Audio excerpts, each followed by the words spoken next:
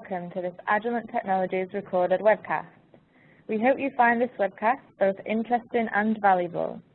If after viewing this recording you're interested in more, go to Agilent TM Webcast YouTube channel for more recordings or sign up for one of our upcoming live sessions at www.agilent.com/find/web_seminars. Now, over to the presenter. Good morning, good afternoon, wherever you may be. I would first like to take this opportunity to welcome you to today's exciting session. In this presentation, we will focus on how to do cost-effective testing of multi-channel devices on the manufacturing floor for insertion loss and for polarization dependent loss on devices like ROADM, DeMux, WSS, Splitter, Interleaver.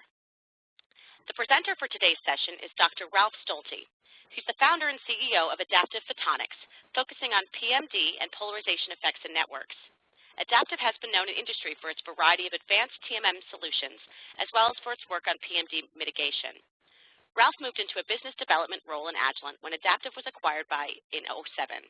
Before starting Adaptif in 2002, Ralf was in various marketing and R&D roles with HP and Agilent. Ralf is a grad in electrical engineering and the Tech Univ in Hamburg-Harburg. A few important items before we begin today's session. First of all, you can opt to listen to this presentation via your phone or your PC. If you'd like to listen through your PC, please be sure to join the audio broadcast function by clicking on the Communicate tab at the top of the WebEx interface. You can ask questions at any point throughout today's presentation. Please type your questions into the chat box to myself or Harold Rosenfeld, or we'll also open the floor for verbal questions at the end of the session. If we happen to not get to all of the questions, Ralf will follow up post-event via email. Finally, if you wouldn't mind taking a moment to fill out the short feedback form at the end of the presentation, it would be greatly appreciated. I will now turn the floor over to Ralf. Thank you very much. I would like to thank you all very much for joining this event. I would like to introduce to you the topic of fast and accurate MultiPort IL and PDL testing. And I would like to cover in today's talk first a brief introduction about the industry drivers, what makes the industry move in these days, and at the same time the requirements for test equipment. They are moving and changing as well. This leads us to the topic of then Polarization Dependent Loss, PDL, and we will discuss the importance of that as well as measurement methods and Agilent's test solution for that topic. We will look at the measurement results for specific components, and at the end I will provide a summary.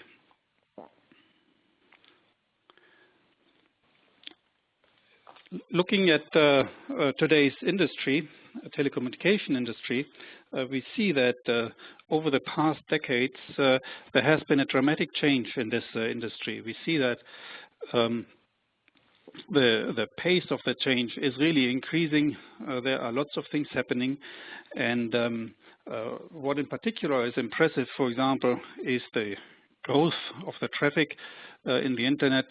Today, YouTube generates as much traffic as the whole industry demanded in the year 2000. And one additional interesting data point is that a very important driver for bandwidth in these days is also the financial community. So, for example, the New York Stock Exchange is one of the first customers really driving and asking for 100 gigabit per second connections. This, along with the demand at everybody's home for high-definition TV, for mobile services, and so on, drives really the traffic demand, and therefore also causes a significant evolution of the network. And the fundamental directions of this evolution, that is really can be summarized in three main categories. One category is the capacity, speed, needs to increase all the time. Right now we look at 40 and 100 gigabit per second solutions, and that is going to be implemented in combination with advanced and complex modulation techniques. this has as a consequence, of course, that you are running tighter against the margins. So the margins get smaller. You are closer to the physical limitations of the network, of the fiber.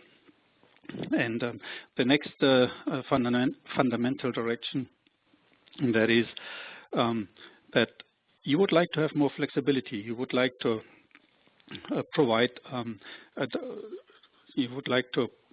provide capacity on demand, and this drives the topic of switching in the optical domain. So components like ROADMs or tunable transponders get of increased importance, and they are moving into the networks today already.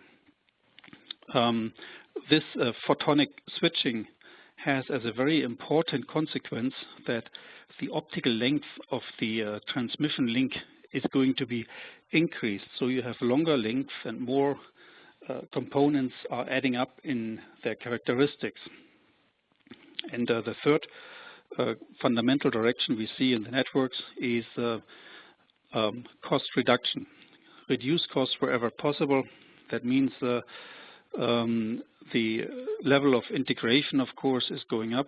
You try to integrate the photonic components. That's one direction, but another important point is really one of the key drivers for cost in networks is power consumption, and therefore having power efficient electronics and systems is also of very high importance. These are now the fundamental directions, but the question is, what does that mean for the test and measurement industry? And of course, first of all, the cost of test has to be reduced. This is very important, and this is supported by test automation.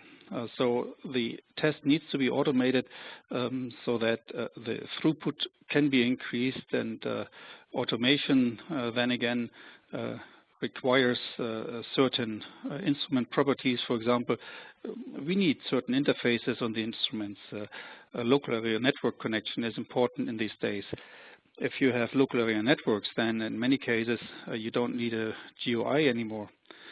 Of course, small footprint is also highly desired, and I already talked about the speed requirement, which is more or less identical to throughput. Agilent addresses these requirements with a new series of optical test instruments, and we will talk about some of these instruments during this session. We started discussing PDL, and what is PDL and why is it important? First of all, PDL is called Polarisation Dependent Loss. And you can imagine that is when you couple a signal into a fiber, then the signal travels down the fiber or travels down the component.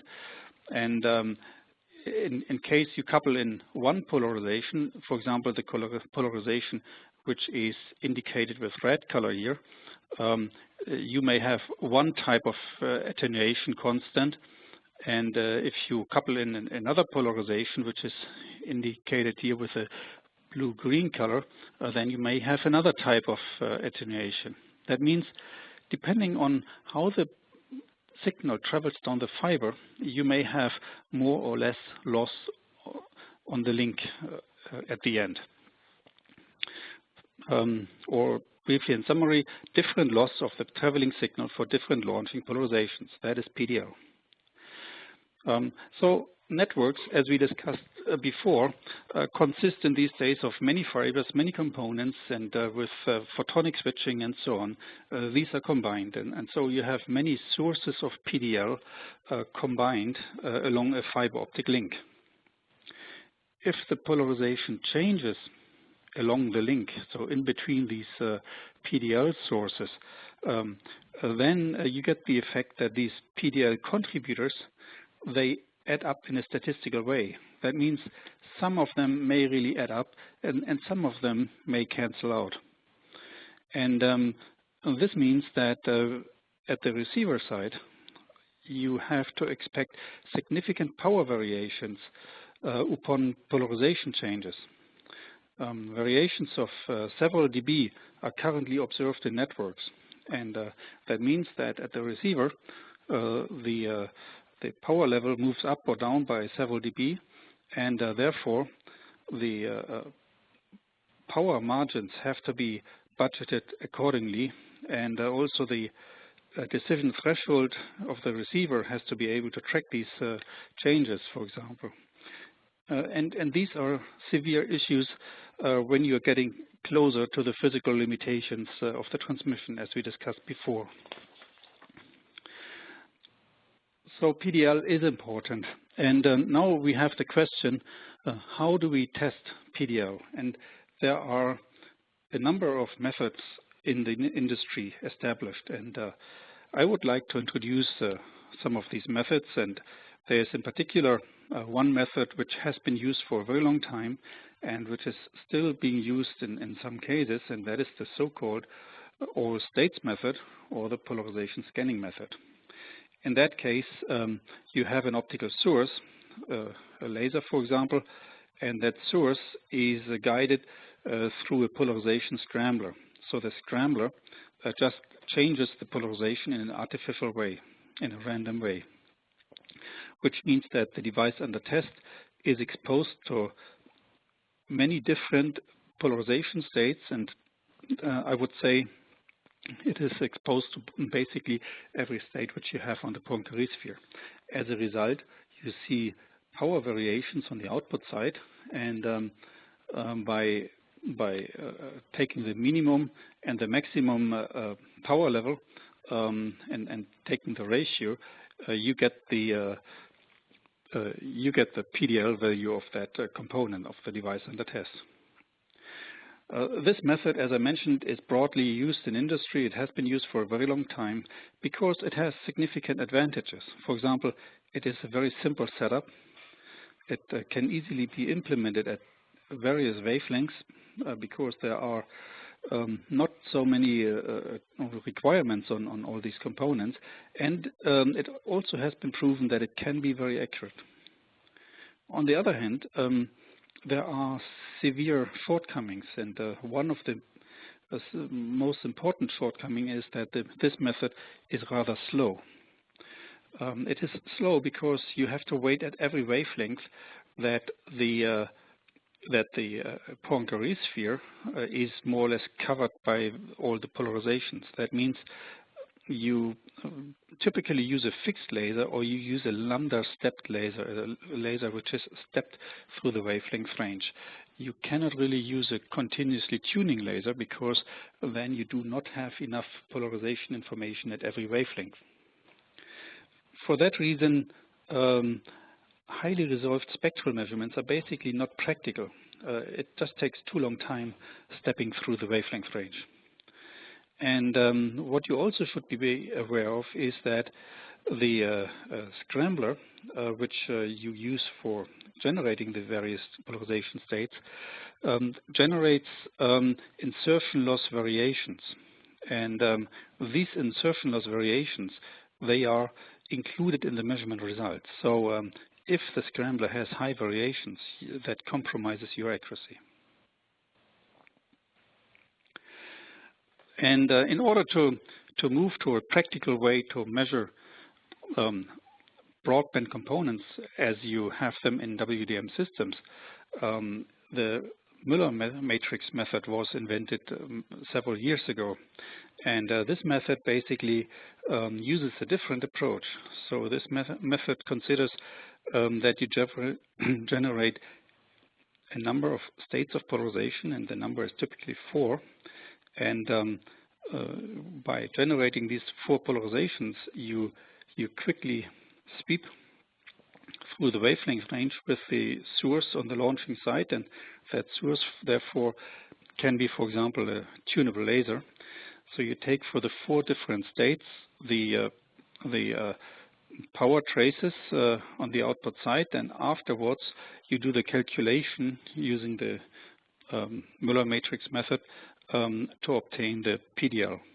This method is also broadly used. it is proven that it is fast, so you can operate the laser in a continuous way, and also therefore it is practical to really make highly spectrally resolved measurements. There are also here severe shortcomings, and one shortcoming is, for example, that the Hubble measurement is highly susceptible to vibrations and drifts of the fibers in the DUT. So if there are any changes of conditions, any drift in between these four sweeps, then that influences heavily the measurement result. The same is true if the laser is not repeatable regarding power and wavelength. So the laser really has to have the very same power, the very same wavelength with every sweep. If there are differences, then this also has an immediate degradation of the result as a consequence. And of course, these shortcomings, they lead to the point that there is a need for a better solution. And Agilent would like to introduce the single sweep PDL method. And this method works in a slightly different way. So this method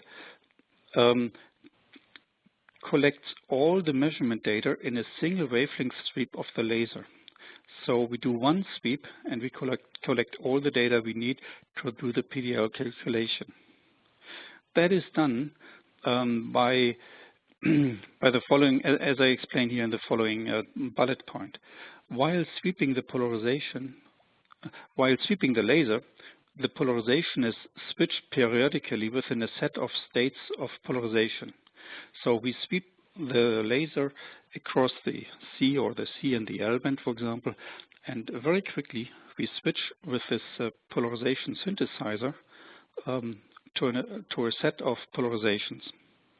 This polarization synthesizer contains a lithium niobate polarization controller and therefore can switch with very high speed to the various states. On the receiver side, we are using the new Agilent MultiPort power meter. This is a new power meter which contains a proprietary design so that we can cover a dynamic range of 60 dB without doing any gain switching inside that unit. This one, in combination with the high sampling rate of the power meter, allows us to capture all information which is generated within this single sweep of the laser. The measurement results are then analyzed in the computer and provided to the user.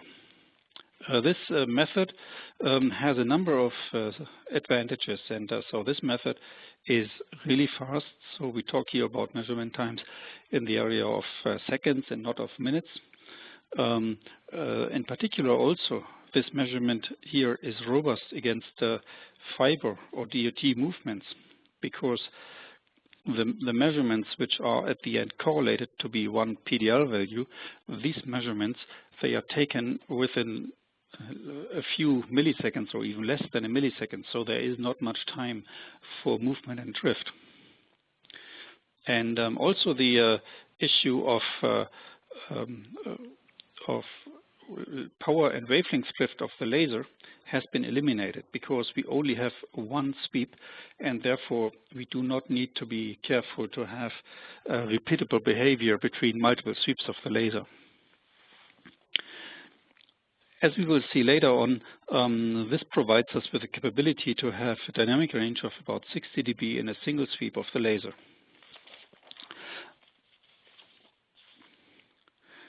Looking at this method, we see that there are a number of benefits. It's obvious that this high measurement speed is of significant advantage, because this just provides us throughput. And typically, there are measurement times around 10 to 20 seconds for 40 channels for the C and the L band of a component. The precise numbers, of course, they depend on various details, and that includes, for example, the processing speed of the laptop computer, of the computer which is involved. The high dynamic range of the power meter that has a number of advantages, and one of the advantages is that the minimum noise, which is here contributed, eliminates the necessity for averaging multiple measurements. So you just do one measurement and that's it. And the robustness just means that you do not need to consider drift, vibration, and so on in your measurement results.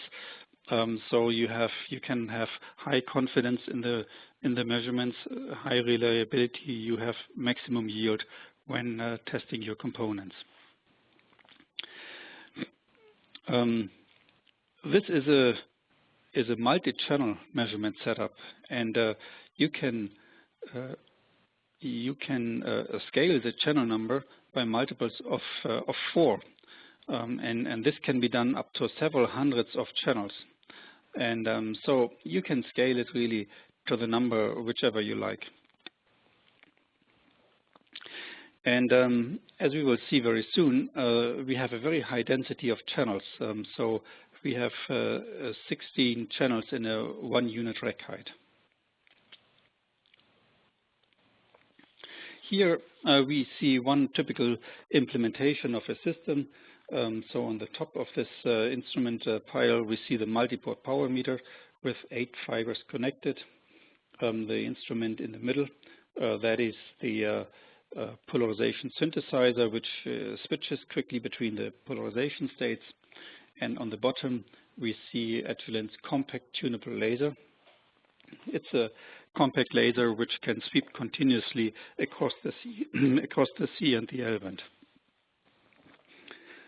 All this is controlled by the computer, and the computer is running Agilent's new software package, that is the N7700A Photonic application suite. And this package, as we will see later on, supports you in doing all these measurements.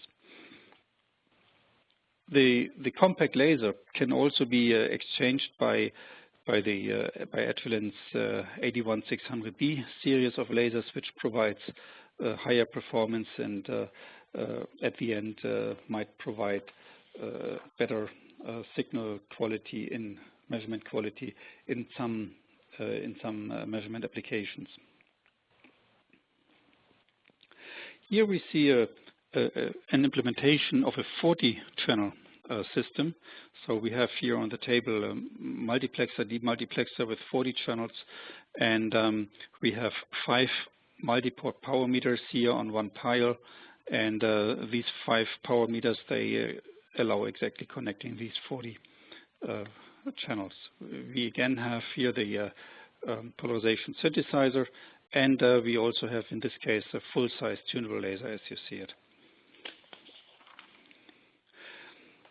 When talking about such a large number of connectors, like 40 connectors, you probably appreciate that the measurement time is only one of the issues which needs to be solved. So one other key issue is the connectivity. If you want to have a good usage of your test system, you really need to make sure that the system is measuring and not being tied up by connecting the next device under test. And looking at all these connectors, as you see it here at a previous generation measurement system, you can imagine that it takes quite a long time to connect all these fibers, and during that time the system is not available for measurements. So Agilent has introduced improvements in this area, and what is really providing a great advantage here is the new snap-on 4-channel adapter. This allows connecting 4 fibers at once, as you see it here, and that means typically you can connect your device under test to this connector adapter at a separate bench. So you just connect your device at a separate bench, and whenever the test system is available, you carry over this DOT with these adapters, and you can snap on these adapters in a very short time, much faster as if you were connecting the individual connectors. I would like to demonstrate to you now measurement results, and I have results here which have been obtained on a number of different components, and one component is a 40-channel AWG, and another component is a 16-channel multiplexer, demultiplexer based on thin film filter technology. I have an add-drop filter, also thin film, and I will demonstrate or show results obtained on a DPSK demodulator.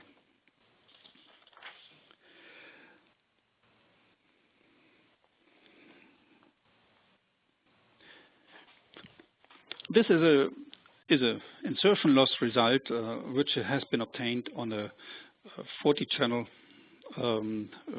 AWG, and we see that these AWG channels, they have a noise floor somewhere, or side mode suppression somewhere around 45 to 50 dB, and all these all the results which are displayed here on this screen, they have been obtained in a single sweep, as we discussed before. In order to have a useful evaluation analysis of these of all these measurement data, we are providing a dense WDM analysis function, and this allows you the software provides a number of parameters, like you get the peak wavelength and also the corresponding ITU wavelength, the ITU wavelength error, and so as you see, there are a number of results provided which are analyzed by the software. So that is something you can also just export to other applications and make use of that on your own. Here in this graph, you see now 40 channels. There might be cases where you would like to look at one individual channel, and so now here in this case, we look at one channel. And as you see here on the left-hand side, you can select the channels which you would like to see. It's very simple, very easy. You just select the channels, and whichever is of interest to you, you can get it on the screen. You can also look at multiple parameters at the same time, as you can see here. So we have here the loss characteristics, and in addition the PDL characteristics of one of the channels.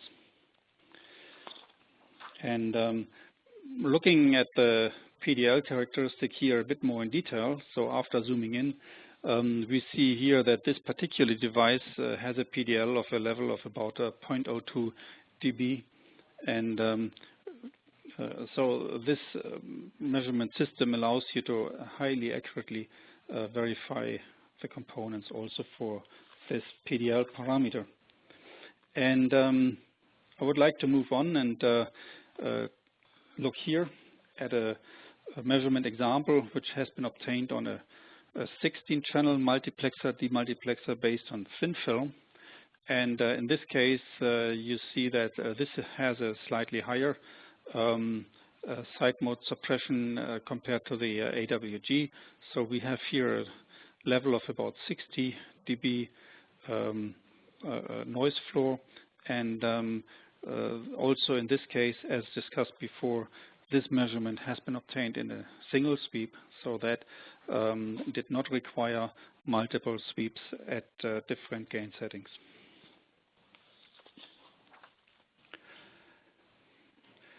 I would like to now look at an add-drop filter, and as you see here, that is just a channel filter, and on the top measurement here we see the loss, and one important function which I would like to introduce now is that is the TETM measurement function. So the loss characteristic, that is typically the curve, the measurement result, which is obtained with unpolarized light. But if you apply polarized light to the filter, then the filter may show principal states. And the two principal states are, in this case here, called TE and TM.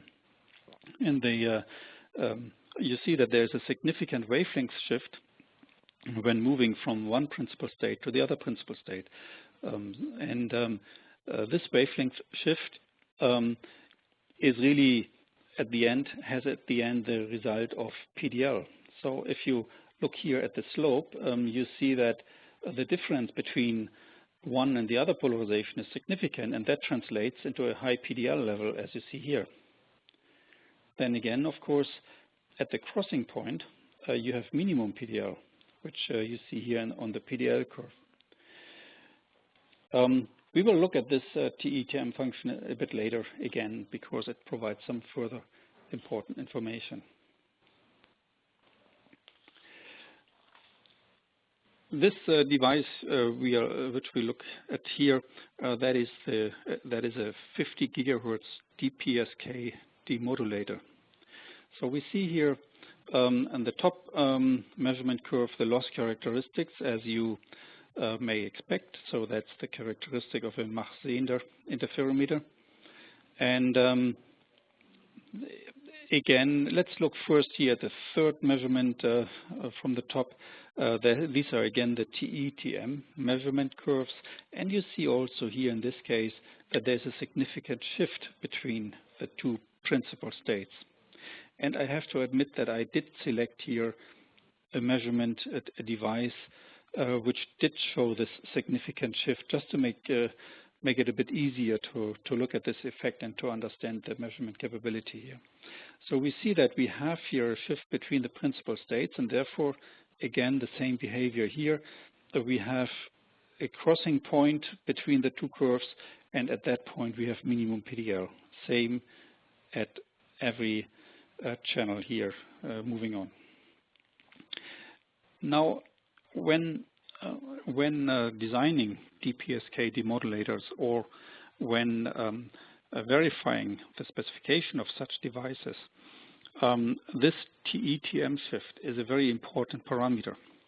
So you would like to verify the polarization dependent frequency shift, and this is done by this software automatically. So for every channel, you see that we have here the wavelength shift obtained and displayed. And if you look precisely here, the wavelength shift here is in the order of 4.4 gigahertz, so which is, as mentioned before, quite a large wavelength shift. And again, in this case, you can export all these data. So you have here the data shown in this analysis table on the bottom. And by a very simple click on the icon here, you see the Excel icon here on the top of the screen. By a click on this Excel icon, you get all the data transferred to Excel, and you immediately have it there for further evaluation. You can also transfer this data to MATLAB or to other programs, or you can just save it as comma-separated values, for example. In total, now I would like to summarize the performance characteristics. This system has been designed to work in both windows, the 1.3 window and also the 1.5 window, so the SC and L band. And depending on settings, we can achieve wavelength resolutions far better than 1 picometer. And as we have seen, the dynamic range in a single sweep is 60 dB, but it can be much larger if we also go for multiple sweeps. The PDL repeatability is typically about 2.02 dB, and we we can scale the number of channels in multiples of 4 up to hundreds or even further numbers. And the measurement time, as we mentioned before, it really depends on the settings, and the typical measurement time is between 10 and 20 seconds for 40 channels across the C-band. All this measurement capability is supported by Agilent's new N7700A photonic application suite. This is a new modular software platform which allows fast and easy characterization and analysis of optical components and signals. So currently, there are measurement engines available for multi-channel insertion loss, multi-channel IL, PDL, and insertion loss, PDL, PMD, and some further things. And so this software is available for download right now. So you can go to this indicated web page here and download the software and get it running on your computer immediately. So the full functionality of this software package is given during the first 60 days, which are considered a trial evaluation period. What is really interesting about this software is that it supports, of course, current, but also most of Agilent's legacy optical test equipment. So if you have some not so new anymore power meters or so in your lab, you can just download the software and use that for doing these measurements. So this legacy equipment typically can be used for doing multi-channel insertion loss measurements. The multi-channel insertion loss and PDL measurement that requires some of the newer capabilities which are included in the MultiPort power meter, which we discussed, and so in that case you should have that new MultiPort power meter. But what I would like to point out is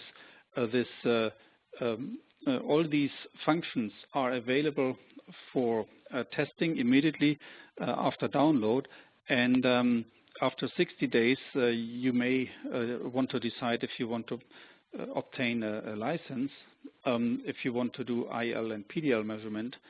But if you just want to continue doing multi-channel insertion loss measurements, that continues to be free. So you can just use that software. And I would like to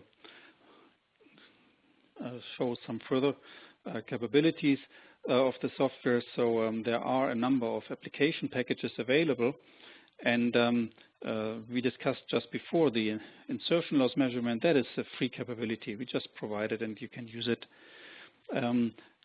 The insertion loss PDL component measurement that contains a number of functions, and that includes also additional functions like report generation and data export to Excel, to MATLAB, and we have automation interfaces here, as also mentioned before already.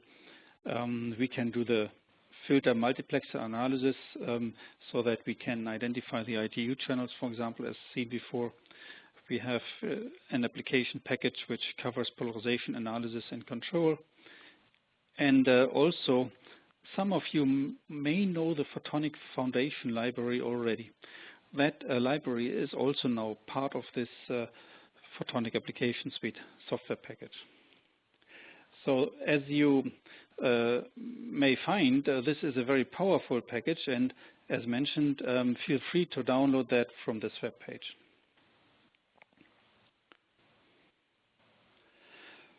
I would like to briefly talk about automation, and that means really integrating the system potentially in manufacturing environments. So there are various interfaces so that the components of the software can be used on various platforms. And some examples are shown here. So you have a MATLAB interface. You can just export the data to MATLAB. The same with LabVIEW. You can obtain the data easily in LabVIEW and do your further processing or your link to your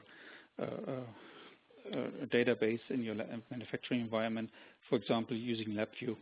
And the same applies to Advent-V and Visual C++.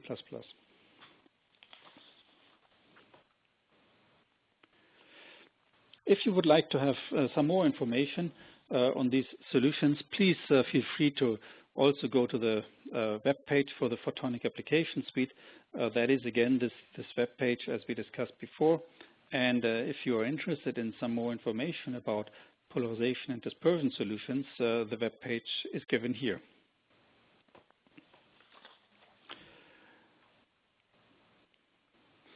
In conclusion, I would like to summarize. We have seen in this presentation that the new advanced optical networks really establish new requirements for test equipment.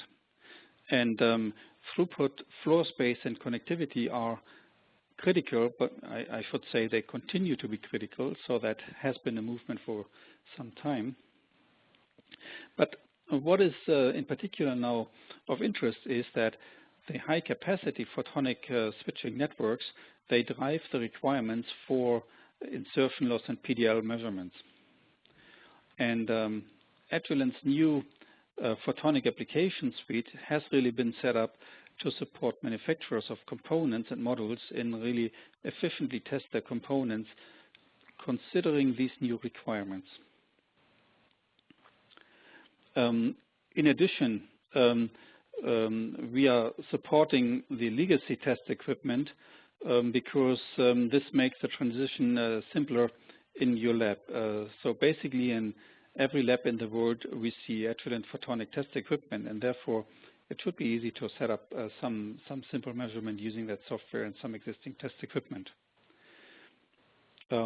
Also regarding PDL, we have seen that the Agilent single sweep measurement method shows really high speed and high accuracy as well as high robustness, so that you have a high reliability of the measurement results. This has the benefit that the multi-channel PDL test times have been reduced from what has been several minutes in the past down to a few seconds today.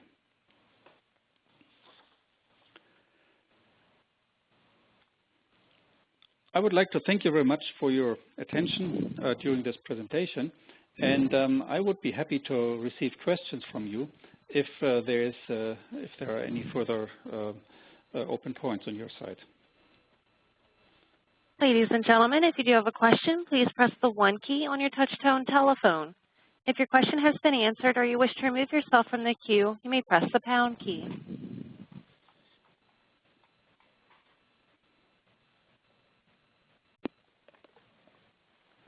I believe there are a couple of questions in chat.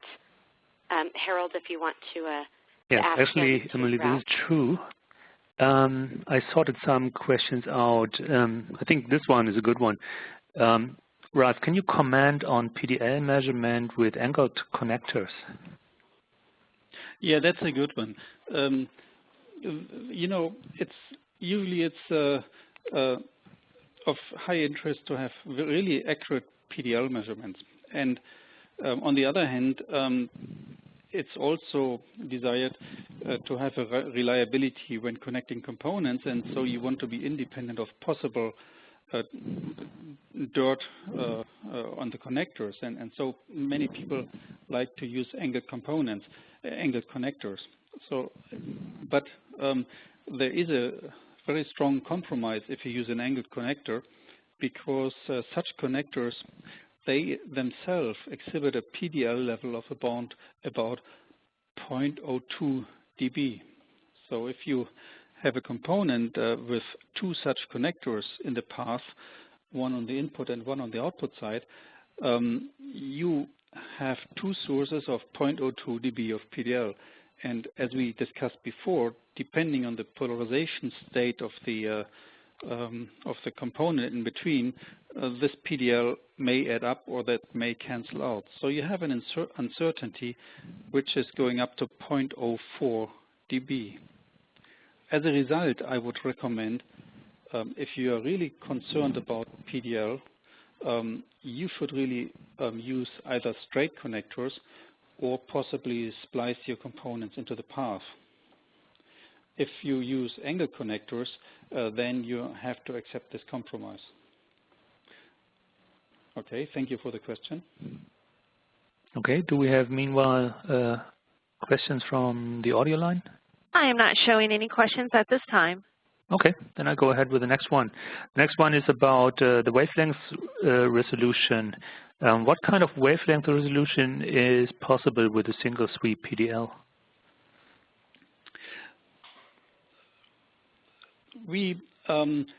It depends on the settings of the system. So if there is interest on high wavelength resolution, we can obtain resolution values which are around 0.1 picometer. So this is a really high resolution, gives you lots of data points, and if that is of interest, then we can go down to that level. But in case you do not need such a high resolution, of course, there is the possibility to have a lower resolution in order to not to make the data files too large. Thank you very much for that question. Okay, here's one. Okay, I just read it. It's is there a length limitation for the device under test? No, there is not a length limitation. So you can basically use a device with any length. However, what you have to be aware of is if you have a very long device, like a very long fiber, possibly a fiber link, you may run into a limitation of the dynamic range. So as we mentioned, if you want to cover the measurement in a single sweep, you have a limitation of about 60 dB. In case of single mode fiber, this translates into a certain length, but apart from that, there is not really a length limitation. I think this question was about the interferometric measurement methods, right? They usually have a length limitation. Yes, there are other methods which do have a length limitation, and they are mostly usable only for short devices and not for long fibers. Okay. Emily, do we still have time for another one? Yes, I think we have time for one or two more. If we don't happen to get to your question, remember that Ralf will follow up via email. Okay. Okay. Yeah, here's one. Can the PDL measurement be done on an amplified link? Yes. In fact, we have done that. We have done PDL measurements on amplified links. However, of course, you need to consider in that case that there is a strong dependence on the system behavior. So you may run into problems if the, for example, if the control loops of the amplifiers are really fast, and if you're changing your polarization and the control loops of the amplifier always control out the power variation which is caused due to PDL, then of course you do not get a useful measurement. Therefore, you may have to also play with the system you're measuring on. But we have done measurements in the past, and they have turned out to work very fine. Yes, maybe one comment of myself. Actually, you have to really play with the EDFAs normally to turn off the automatic switch off when there's no power and these kinds of stuff. But yes, we get actually quite good measurements with that. Okay. So no audio questions? I'm not showing any questions. Okay, then I would think that's all. Okay, great. Thank you. That concludes the presentation portion of this session. Thank you to everyone for attending. Thank you, Ralph. Thank you, Harold. Again, if you have any questions after you've viewed this presentation, please feel free to email Ralph at Ralph_Stolte@agilent.com. The email address is posted on the final slide. Also, if you can take a moment to complete the brief feedback form that will pop up once the WebEx interface has closed, that would be greatly appreciated. Thanks again. We hope you enjoyed the presentation, and have a great day. Thank you for watching this Agilent Technologies webcast. For more recorded webcasts, subscribe to our Agilent TM webcast YouTube channel. All of our webcasts are held live. Interact with our Agilent experts in the live Q&A sessions and gain access to Agilent materials. To view our upcoming live webcasts and to sign up for free, go to our website, www.agilent.com/find/web_seminar.